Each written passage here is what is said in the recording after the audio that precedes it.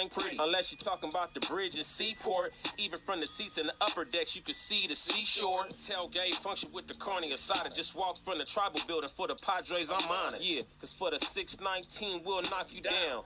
Anything for the Brown, put it on the town. Started back rocking the Brown. Ever since we've been knocking them down. Baby said she wanna go to the game. Taught her how to say Padre gang.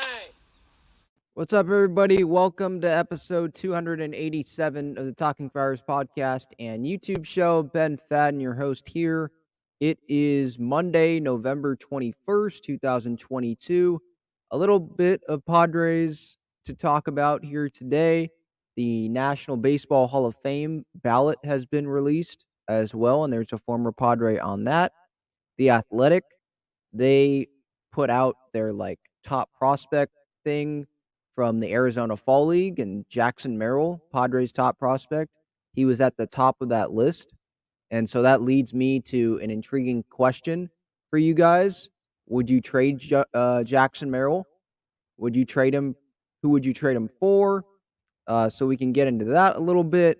There's some Jose Abreu news about his free agency. So let's get started. Thank you so much for being here. Let's start with the Jose Abreu stuff. So this is from Ken Rosenthal today, or not today. It was yesterday. Ken Rosenthal yesterday in The Athletic. He said that the Astros have continuing interest in Jose Abreu. Also said that Kodai Senga wants to be on an immediate contender. I'll get to that in a bit. But starting with the Abreu thing with Ken Rosenthal. So, as I said, I don't know if it was yesterday, but it was these last few days, within the last few days. It's going to come down to the Padres and the Astros. That's what it feels like. Those feel like the main two contenders. The White Sox, they want to just move on. That's what it feels like. They want to go to Andrew Vaughn at first base. They're a young guy. He's cheaper. That's just what they want to do. So it doesn't seem like Abreu is going to go back to the White Sox.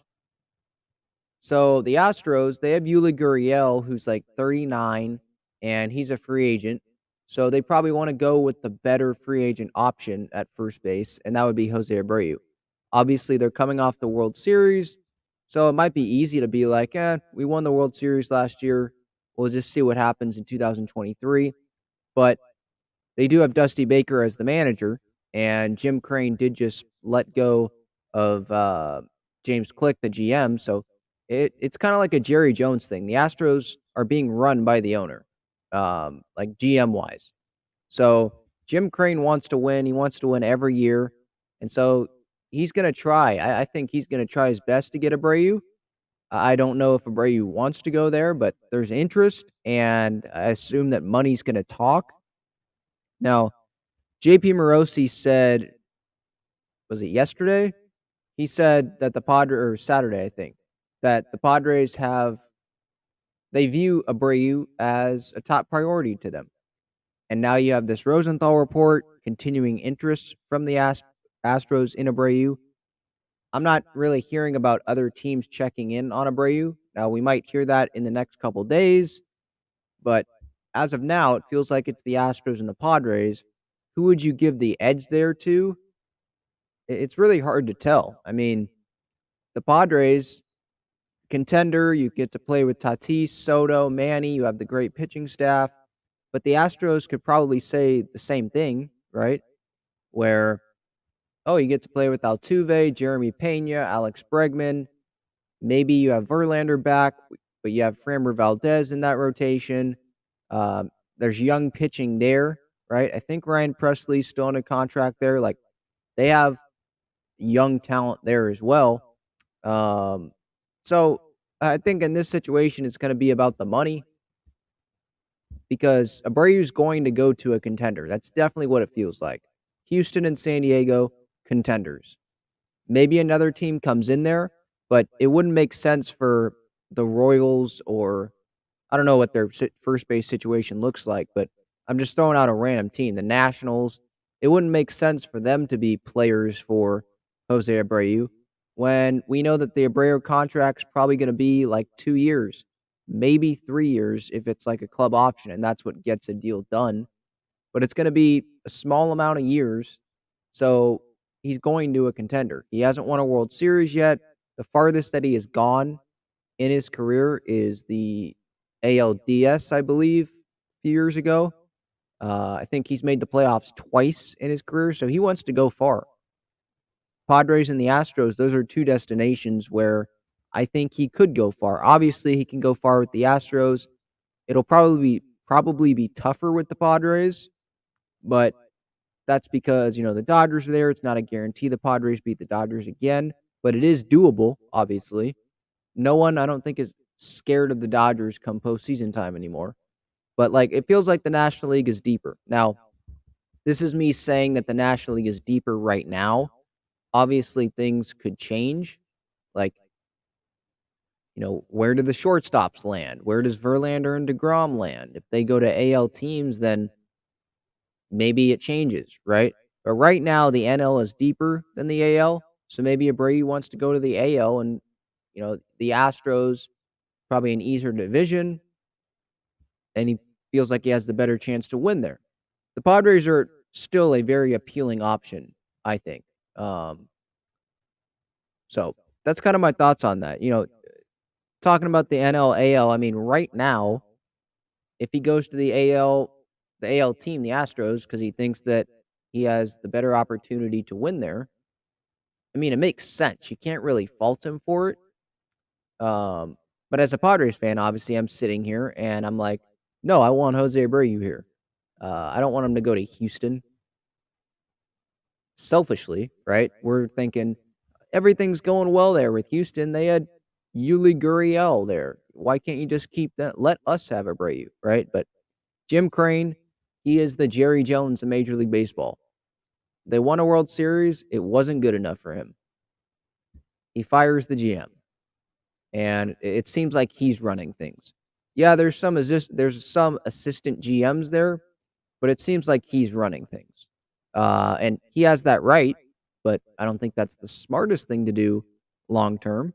But we're talking about short term here with Jose Abreu. So if Jim Crane's running things with Houston, maybe they go get Abreu because he's like, F this. I'm going to go overpay for him. I don't care what the Padres offer. I'm getting Jose Abreu.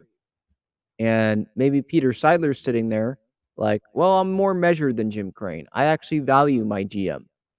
And I value his thoughts. And Preller's like, no, I'm not going to overspend. I don't think it's smart to overspend here. There's other options. We could go the Josh Bell route. We could go Brandon Drew. We could go Brandon Belt. I don't think that's happening, but we could still go Brandon Belt. We could go trade, bringing back Myers and having Josh Bell. I don't know if that's the worst thing in the world. You could move Tatis to the outfield if you bring in a first baseman. You could have Cronenworth at first base and have Kim at short, Tatis at second, or vice versa. There's other ways around it without overpaying for Abreu. Abreu is on my dream offseason list. I'd love to have him, but we do have to realize who the Padres are going up against here in this bidding. And the other team has I don't want to say reckless owner, but an owner that does not care about anyone else in his organization, like any other front office employees. He's going to do what he thinks is best. He's going to do what he wants to do. So we'll see how that situation develops. That was from Ken Rosenthal. Also from Ken Rosenthal, Kodai Senga wants to be on an immediate contender. We did not know that previously. All that was said was some teams that Kodai Senga had visited with, but we did not know that Kodai Senga wanted to be on an immediate contender. But now that we know that, that is good news for the Padres. Obviously, because the Padres are a contender. And so the Rangers have expressed interest.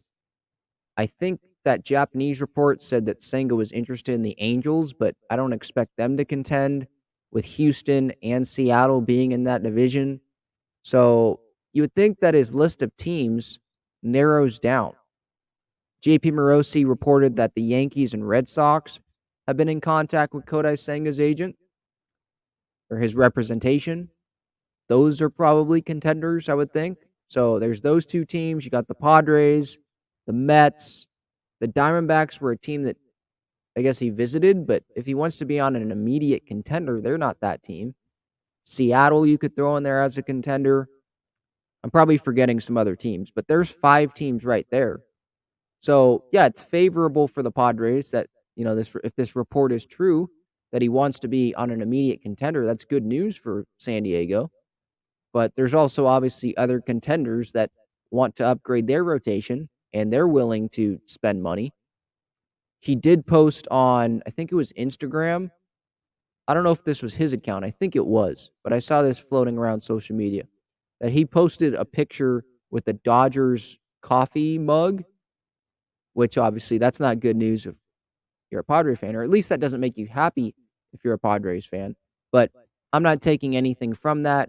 He was just in San Diego, so I'm going to take that positive. He's making the rounds. He was visiting New York with the Mets, just in San Diego. Looks like he's visiting the Dodgers. That Japanese report the other day said that he's visiting the Diamondbacks and the Mariners, and I think Dallas with the Rangers. So he's making the rounds here in America. So if you see something of another team, don't, go panic. He's just,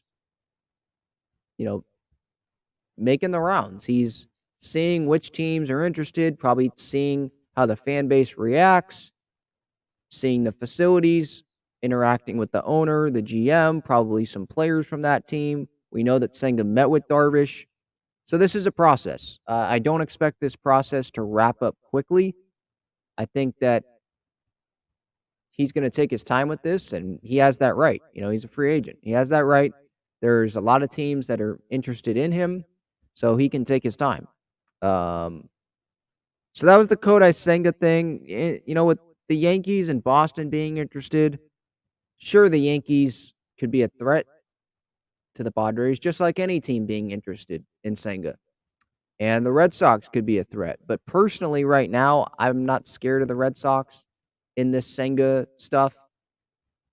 What are their priorities, right? It seems like their priorities, yeah, you could say starting pitching, but they want to lock down Xander Bogaerts and, well, not lock down, bring him back because he's a free agent. But then they also want to extend Rafael Devers as well. So there's other things there for them. And do they want to spend 75, 80 million on Senga before making sure they bring Bogaerts back? I don't know. With the Yankees, are they going all out for Senga, or are they going to wait for the Aaron Judge decision? You would think that they're going to wait for the Aaron Judge decision, because regardless of who the Yankees bring in, except probably DeGrom, like even if they bring in Senga, he's just not known across America. Baseball fans know who he is, but like if the Yankees were to bring Kodai Senga in and they didn't bring back Aaron Judge, the Yankees fan base isn't going to be happy. They're not going to say, oh, at least we got Kodai Senga. No, they're going to say this offseason was a failure because they didn't bring back Aaron Judge, right? Who just won AL MVP and almost, he carried the team to the record that they had in the regular season. I know he didn't really show up in the postseason, but he needs to remain a Yankee. So the Yankees have pressure to get that done before Senga, I would think. They already got Rizzo done.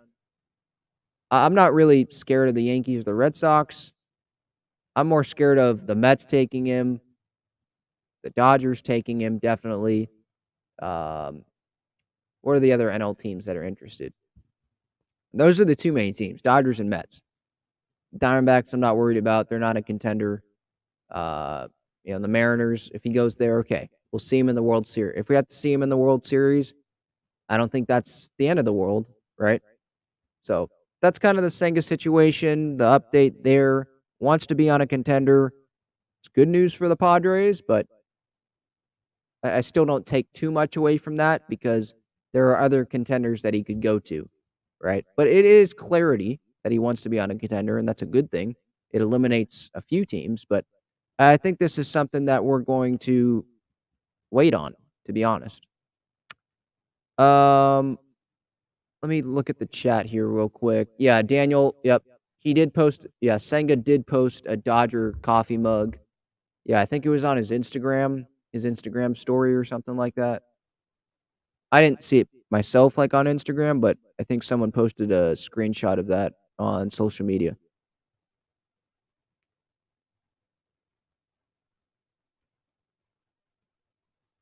Okay, so let's talk about the Hall of Fame ballot thing. It'll probably be a short discussion here. Um, the Hall of Fame ballot was released today. Results will be announced on January 24th on MLB Network, like who gets in. But the ballot, this is the full ballot. So Bobby Abreu, Bronson Arroyo, Carlos Beltran, Mark Gurley, Matt Cain, R.A. Dickey, Jacoby Ellsbury, Andre Ethier, J.J. Hardy, Todd Helton, Torrey Hunter, Andrew Jones, Jeff Kent, John Lackey, Mike Napoli, Johnny Peralta, Andy Pettit, Manny Ramirez, Alex Rodriguez, Francisco Rodriguez, Scott Rowland, Jimmy Rollins, Gary Sheffield, Houston Street, Omar Vizquel, Billy Wagner, Jared Weaver, and Jason Worth. So, two former Padres on that list. Jared Weaver, obviously, he sucked with the Padres. I'll always remember in 2016 when he got booed off the mound because he was absolute garbage. I think it was in the first inning. He didn't make it out of the first inning. He was trash. Um, he won't make the Hall of Fame. Houston Street, another former Padre, he won't make the Hall of Fame. I mean, he was only a two-time All-Star. Sure, those years were really, really good. 2012, he had a 1.85 ERA with the Padres. 2014, he had a 1.37 ERA combined with his 109. If you combine that with his numbers with the Padres, is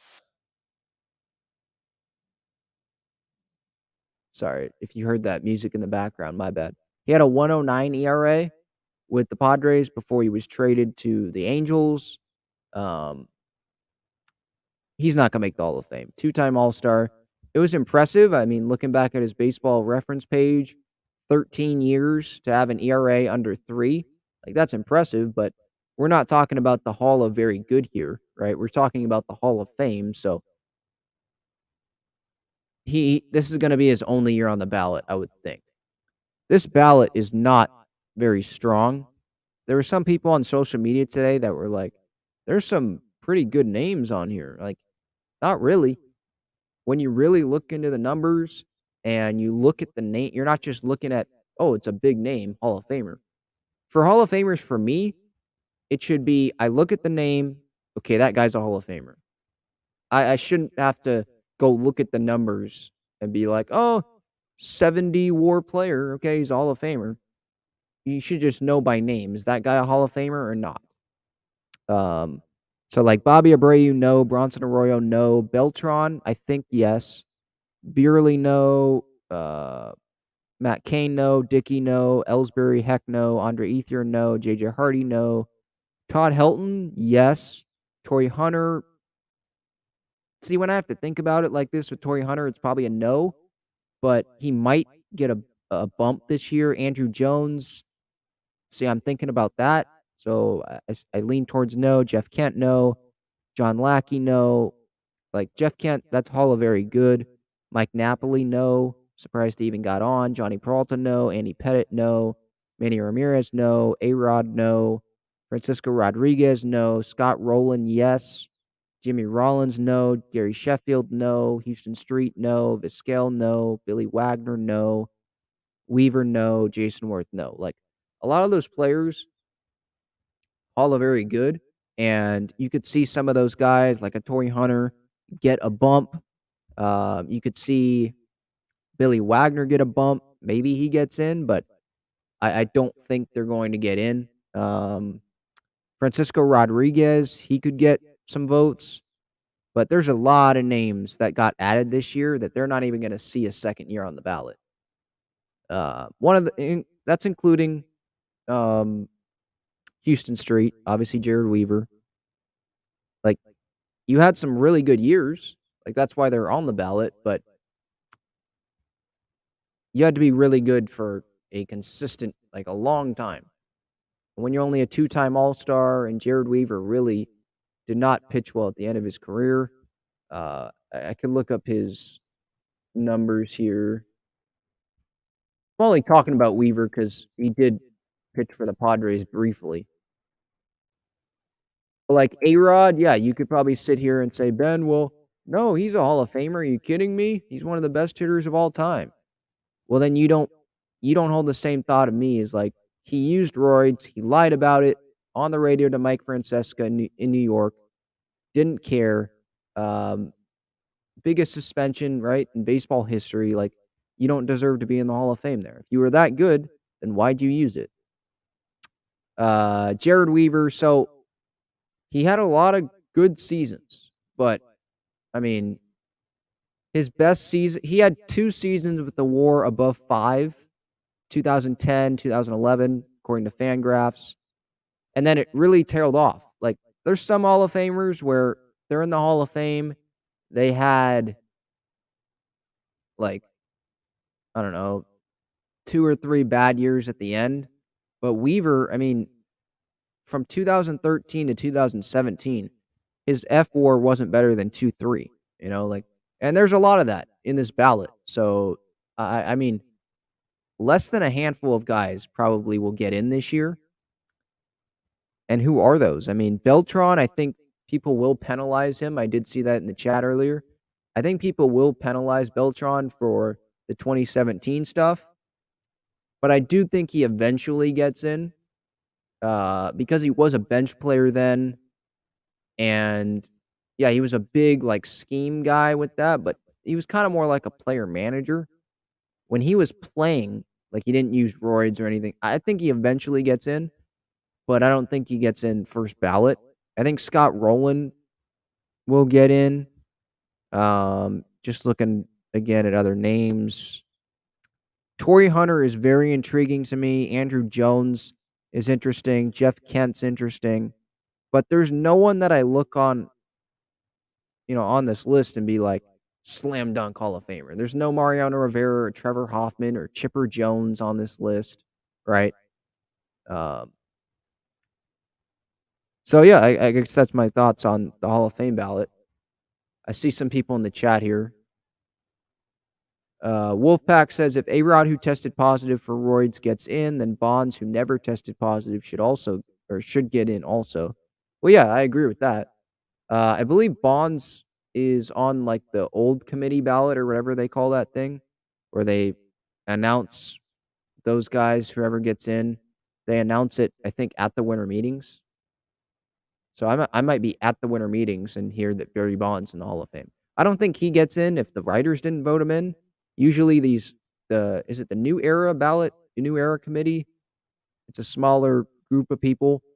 If they don't get in on like the steroid guys, if they don't get in on the writer ballot, they don't get in on the old people committee. That's what I call it.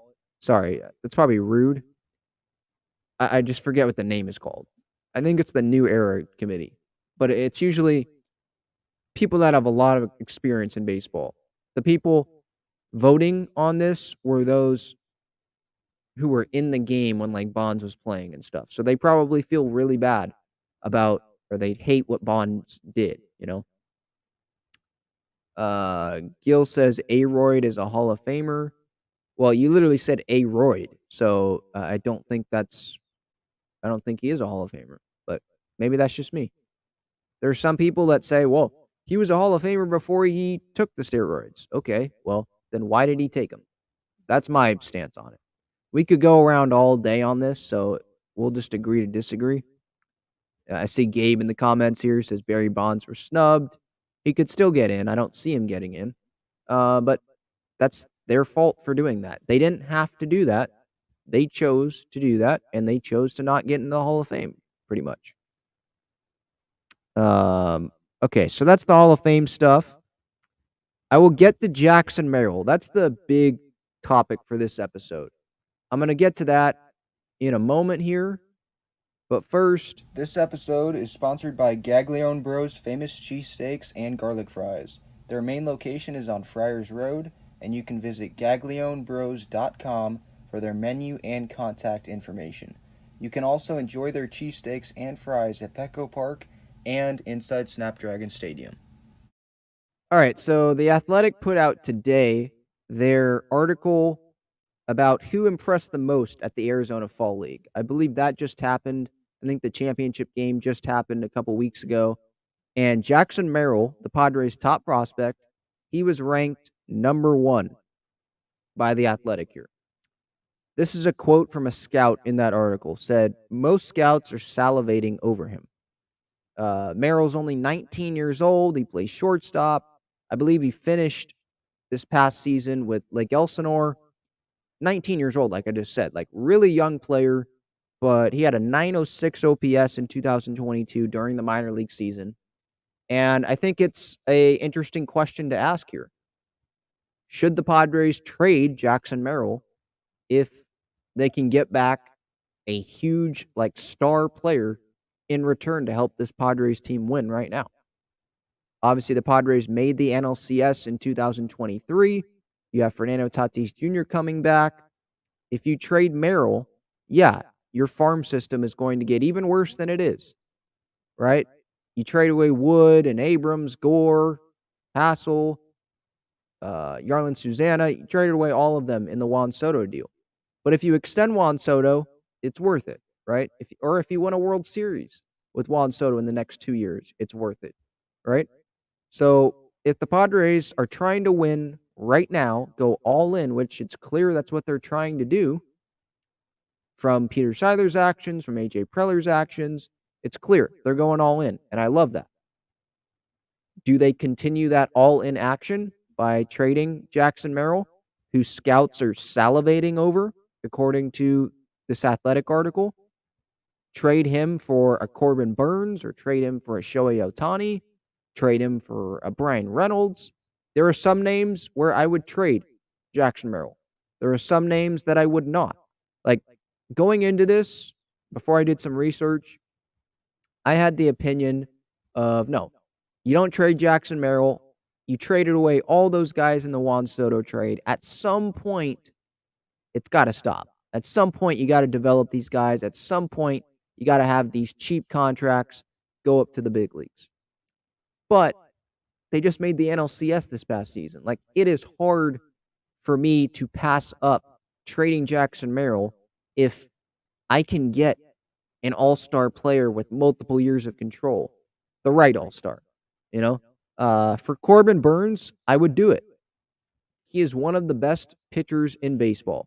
He would have 2 years of control, so through the Soto years, 2023, 2024, a sub-3 ERA in 4 of his last 5 years. Jackson Merrill is not a guarantee to be this great player for the Padres when he comes up, right? The Padres have a shortstop long-term, Fernando Tatis Jr. They can extend Ha-Sung Kim if they want to. They can extend Jake Cronenworth up the middle if they want to. They can bring in a middle infielder in free agency if Cronenworth, walks in a few years and Kim walks after 2024. I believe that's when he's a free agent, right? So Merrill, I don't think he'd be up until 2025, maybe. I don't even know what his expected time of arrival is, but he's 19. And he was in Lake Elsinore this past season, So if you can get a guy like Corbin Burns and have a rotation of Darvish, Burns, Snell, Musgrove, Martinez, and then you bring in another guy to compete for maybe the last bullpen spot, like, you have the best rotation in baseball if that happens. No doubt about it, I think. And what was the Padres' weakness in the postseason, in the NLCS specifically, in game 3 and 4, right? Or game 4 specifically. We'll just focus on game 4. It was Clevenger and Manaea, right? They had Clevenger go out there, and he didn't get an out. They had Sean Manaea come in, gave up a run in the first inning that he pitched, and then they put him back out there because they wanted to go Garcia, Suarez, Hader probably, right? So they lacked that back end starting pitching. And if you get Corbin Burnes, it's worth it giving up Jackson Merrill, I think, because you're trying to go all in. You're going all in for at least the next 2 years when Soto is guaranteed to be a Padre, right? So for a guy like Burnes, you go all in. I say yes. For a guy like Shohei Ohtani, I say no. And that might sound hypocritical because Ohtani is a top of the rotation guy. And so you go all in, get Ohtani. But he's a free agent. And the Padres, they're trying to extend Juan Soto. Ohtani, I would think, would walk after 2023. I don't think the Padres' priority is to get Ohtani. And the Angels are going to ask for way more, I think, than the Brewers would ask for Corbin Burnes in a trade. With Ohtani, I mean, he can pitch, he can hit. Their asking price is going to be the moon, right?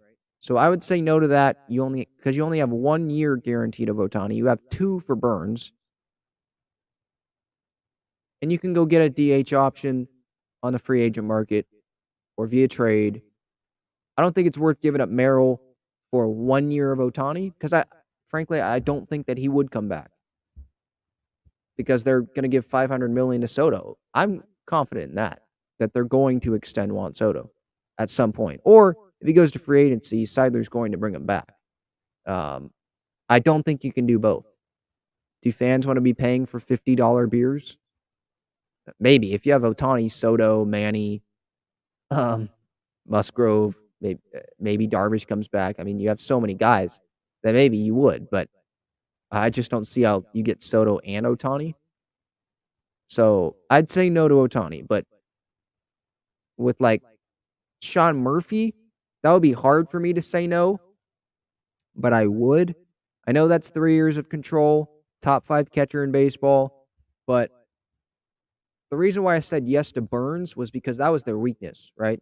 You could say catcher was the Padres' weakness a little bit in this past season, but Nola is not the worst option. Camposano, he is developing. I think he will be better in 2023. He's under a cheap contract. So I'd say no to like Sean Murphy, but that's an almost yes for me. For Brian Reynolds, I'd say no. 3 years of control, yeah. But Profar had arguably a better season than Reynolds did last year. So for me, I am willing to give up Jackson Merrill. Long answer, make it a short answer here. I'd say yes to a guy like Corbin Burnes. Like, that's what failed the Padres in the NLCS last year. If you get the best rotation in baseball, or if you have the chance to by getting Corbin Burnes, I think you make that move. But for like Ohtani or stuff like that, I'm going to keep Merrill.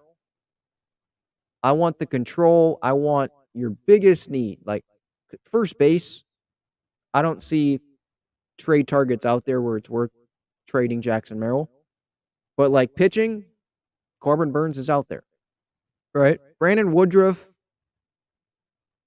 I'd have to think more about that. But like Burnes is the guy that I would trade. Acuna, I see that in the chat. Of course, that's a guy I would trade Merrill for. Yeah, because we know it's a Ronald Acuna Jr. He's one of the best players in baseball when he's on the field, right? And you'd have him for years and years and years of control. So yeah, that's another guy. And I'm sure there's other guys out there. But Corbin Burnes, that's like the realistic one, I think. I'm here in Milwaukee. I've seen reports about Milwaukee thinking about trading Corbin Burnes and definitely Brandon Woodruff. So if they're willing to do that seems like the main guy that I'd be willing to do it for. Let me know. Let me know who you would pull the trigger for. Who would you trade Jackson Merrill for? Now, I don't want to make this seem like I want Jackson Merrill gone. Like, I don't believe in the guy or whatever. Like, I haven't really seen the guy play. I've seen videos. I've seen AFL, Arizona Fall League highlights and stuff, and he looks legit. But I am also realizing that the Padres are trying to go all in. He is their most prized prospect. Teams love this guy. If you have the chance to go get a difference maker, I think you do it. Like, Merrill is not a guarantee to become a Fernando Tatis Jr. or to become a Manny Machado or even to become a Jake Cronenworth, right? So if you have the chance to win, you go do it. All right, let's get to the chat here. See what you guys think. Gil says Merrill was rated the number 2-3 prospect in the fall league, where the best prospects from every team face off. Dude is real. I understand he's real. Like, if it's for the wrong price, yeah, I'll say no to a Merrill deal. But if it's, I shouldn't say it that way. If it's for the wrong player, I'd say no. But if it's for the right player, like a Corbin Burns, someone that changes the team and makes them even better, then yeah. And I say yeah. I know he's real. That's why teams are interested in this guy and they're salivating over the guy. So maybe you trade him while his value is highest. That's what it feels like it is right now. If the Athletics ranking him the number 1 guy out of the Arizona Fall League, like the guys they were impressed with, and these are all the best prospects in baseball, isn't that telling you something? He's like, that's his highest market value.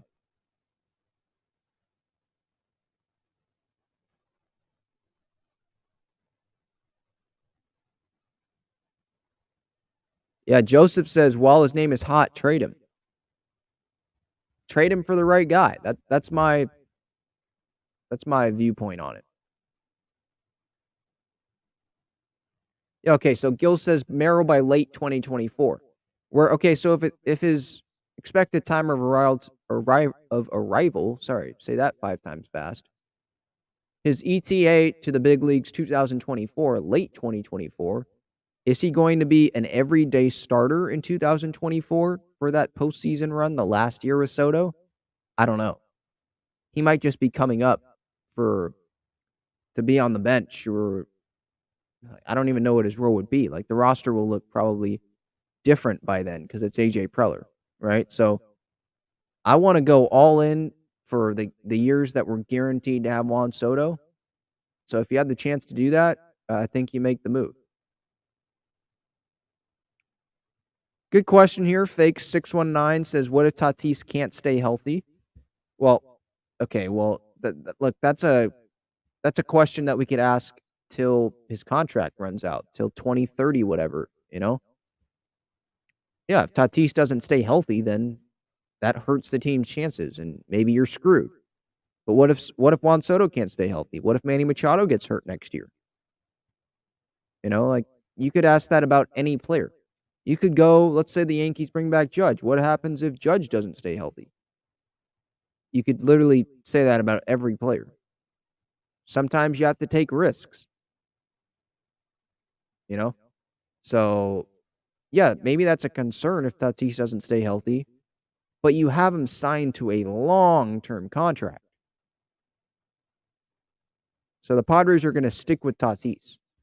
Yeah, it would screw with them for that year, but then you hope that he's healthy the next year. Wolfpack says Merrill, Crone, and Grisham for Acuna and Albies. Oh, man, that's a tough one. Anyone that's listened or watched me this past season knows how much I love Jake Cronenworth. He's my favorite player. I don't want to give up on Grisham, but if you're giving me Ozzie Albies, who's one of the best second basemen in baseball, you're giving me Ronald Acuna Jr., who's under control for multiple years. Same thing with Albies. Like, that's hard to say no to. Oh, man. That's a tough one. What I'll say to that is I'm glad that I'm not AJ Preller.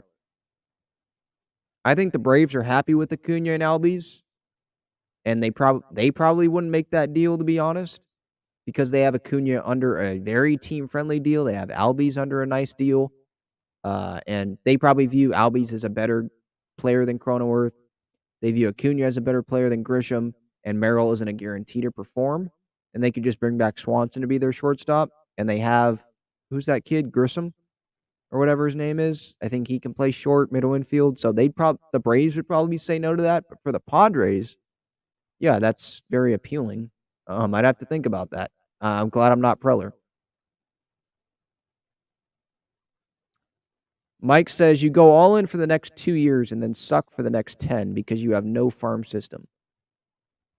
This is what Preller does, though.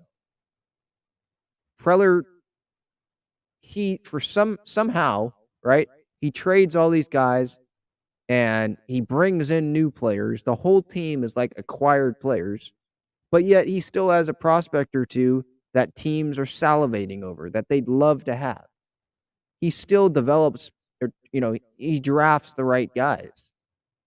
So if the Padres win a World Series in 2023 or 2024, yeah, the next 10 years of not having a farm system, would that be great? No. But you won a World Series. At the end of the day, you're trying to win. You're trying to do something you've never done in the franchise's entire history. Right? Are you trying to have a good farm system for a decade or are you trying to win a World Series? That's what I would ask.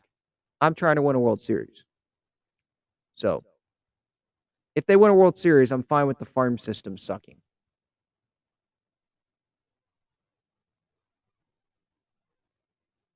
Wolfpack asks, what about bringing back Caratini? No. They're going with Nola and Campy, I would think. They want Campy on the roster. Caratini, I think he's a free agent after the season. He's like the only catcher on the Brewers depth chart, so the Brewers wouldn't trade him, I wouldn't think. And he's not, like, he's a easily replaceable catcher. He's not someone where I'm like, oh, we need Caratini back.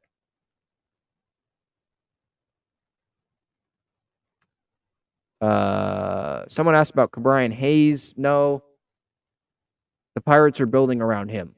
They're not going to trade Brian Hayes. He's like their Tatis, is what it feels like.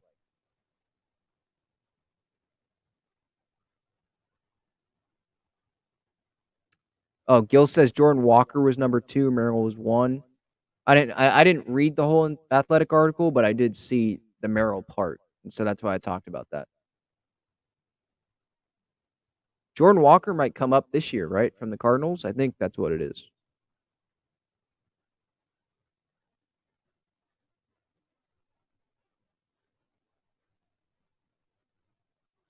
Eric says, what if Merrill develops a bit and becomes close to what Abrams was and lets us bag another good trade? Well, we could get a good trade for Merrill right now. Like, according to this, scouts are salivating over Jackson Merrill. And, the Athletic is putting down that Jackson Merrill was the guy that impressed the most in the AFL. And he had an OPS over 900 this past year, and he's 19. Like, teams love him. That's what it seems like. So they could get a good trade right now for him.